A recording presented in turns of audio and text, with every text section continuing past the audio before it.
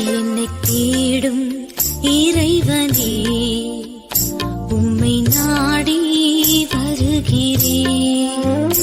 என்னை தேடும் இறைவனே, உம்மை நாடி வருகிறேன். ஏப்ரல் 27 இன்றைய தியானத்தின் தலைப்பு தீட்டுப்பட்ட இஸ்ரேல். வாசிக்க வேண்டிய திருமறை பகுதி ஓசியா 6 அதிகாரம். யூதாவே, உனக்கு ஒரு அறுப்பு காலம் நியமிக்கப்பட்டிருக்கிறது. ஓசியா 6:17. தீட்டுப்பட்ட இஸ்ரேல். இந்த அதிகாரத்தில் ஆண்டவர் தீர்க்கதரிசி மூலமாக, ஆனால் நேரடியாக பேசுவது போல் பேசுகிறார், கண்டிக்கிறார். இதில் ஏறக்குறைய 75 விழுக்காட்டு பகுதி மக்களின் தவறுகளை உணர்த்துகிறது. 1. எப்பிராயிம், யூதா ஆகிய நாட்டினரின் பக்தி காலையில் காணும் மேகத்தைப் போலவும் விடியற்காலத்து பனியைப் போலவும் மறைந்து போகிறது. நாமும் காலையில் வேதம் வாசித்து ஜபித்துவிட்டு பின் ஆண்டவரை மறந்து போகிறோமா? 2. இஸ்ரவேலர் உடன்படிக்கையை மீறி, அதாவது ஆதாமைப் போல என்பது முதல் மனிதன் தேவ கட்டளையை மீறினதை குறிப்பதாகவும் கொள்ளலாம். மனிதகுலம் முழுவதையும் முதல் மனிதனின் பெயருக்குள் அடக்குவதாகவும் கொள்ளலாம். தேவனுக்கு விரோதமாக துரோகம் பண்ணினார்கள். நாமும் உடன்படிக்கை கட்டளைகளை மீறாமல் இல்லை.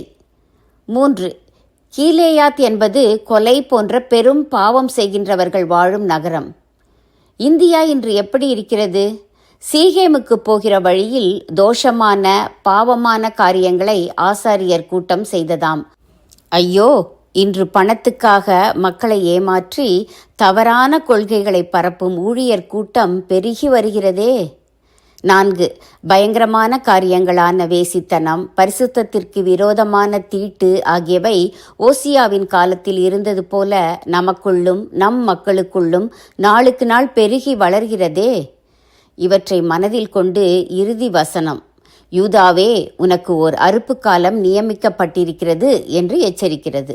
அறுப்பு காலம் என்றால் நியாய தீர்ப்பு காலம் என்று நமக்கு பொருள் கொண்டால் நாம் புத்திசாலிகளாவோம்.